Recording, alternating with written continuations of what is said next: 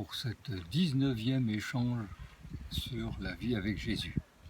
Alors, après son temps et son argent, le disciple de Jésus est appelé par Dieu à gérer son environnement.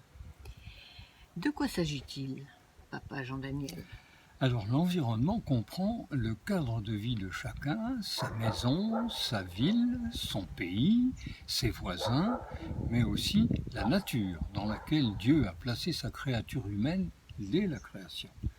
La Genèse nous dit qu'il a créé un beau jardin, le jardin d'Éden, qu'il y a mis l'homme et la femme qu'il y avait formés, et Dieu les a placés dans ce jardin en leur ordonnant de le cultiver et de le garder. Cela veut dire que non seulement les humains doivent prendre soin de la nature pour qu'elle leur donne les éléments nourriciers pour leur vie, mais aussi ils doivent veiller sur elle pour qu'elle ne se détériore pas. Et c'est ce qui est malheureusement devenu une réalité de nos jours que l'Éternel avait prévu.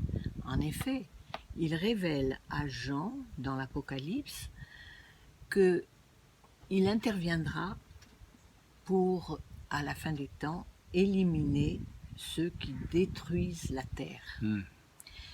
Dans tout l'Ancien Testament, les mesures d'hygiène et de protection de la nature sont très nombreuses. On remarque en effet que la responsabilité des hommes est grande dans la destruction de notre environnement.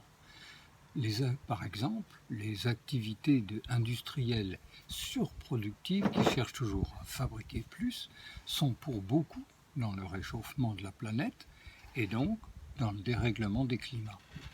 Les eaux des fleuves et des mers sont envahies par les déchets de nos plastiques qui ne se dégradent pas. Les forêts, qui sont les sources de notre oxygène, sont détruites par une déforestation nécessaire pour ensuite utiliser le sol pour cultiver de l'huile de palme ou des pâturages pour les animaux à viande.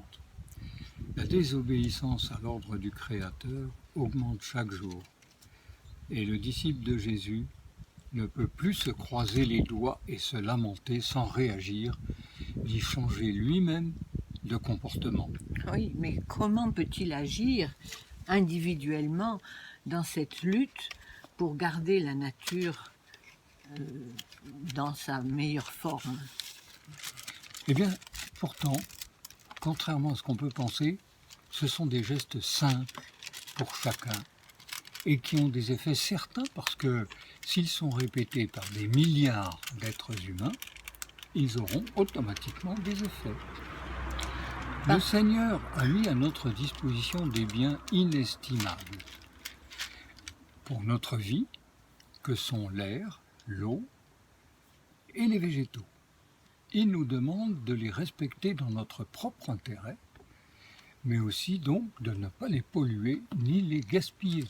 Oui, par exemple, faire couler l'eau du robinet pendant la vaisselle ou bien pendant qu'on se lave les dents, ou bien encore prendre des douches de plus d'un quart d'heure, c'est vraiment du gaspillage. Oui, la pollution de l'air peut aussi être atténuée si nous éteignons le moteur de notre voiture dans les embouteillages, par exemple, ou en renonçant à tous les sprays déodorisants, purifiants, soi-disant, qui polluent nos maisons, nos intérieurs, ou encore si nous faisons ramoner notre cheminée quand nous en avons une à la fin de l'hiver.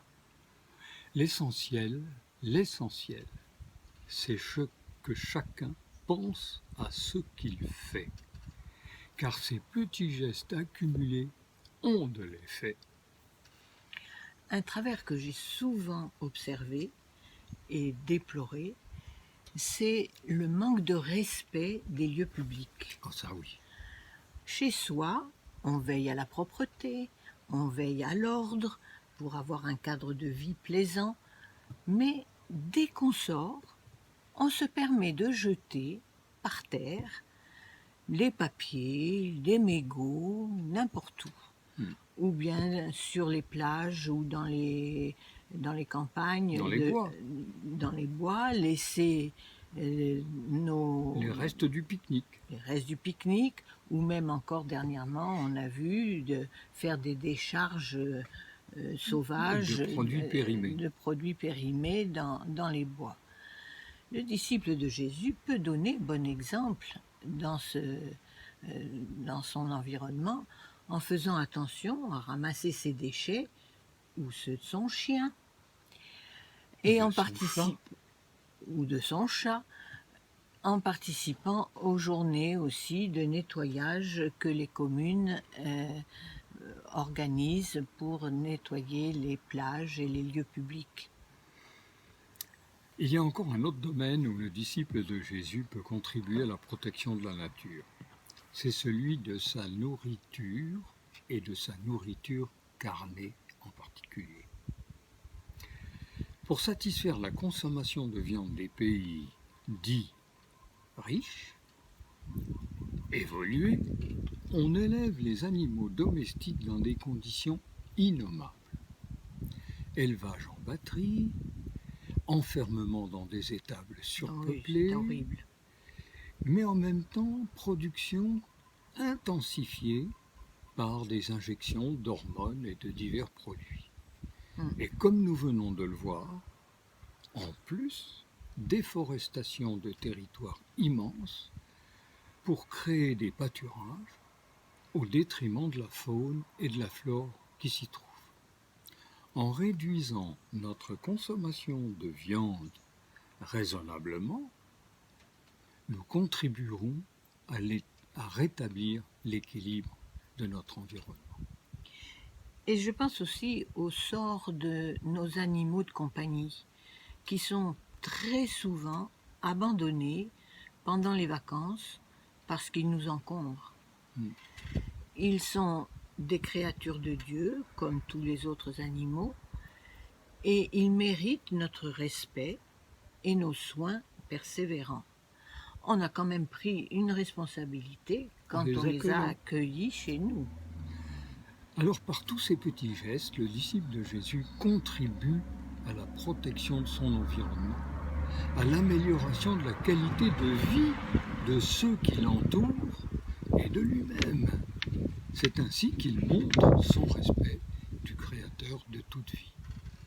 Alors à notre prochain échange, nous verrons comment aborder et surmonter les épreuves que nous rencontrons une autre tous. Question. Une question grave. Que le Seigneur te bénisse et te garde dans la paix et la joie de sa présence. Au revoir et à bientôt.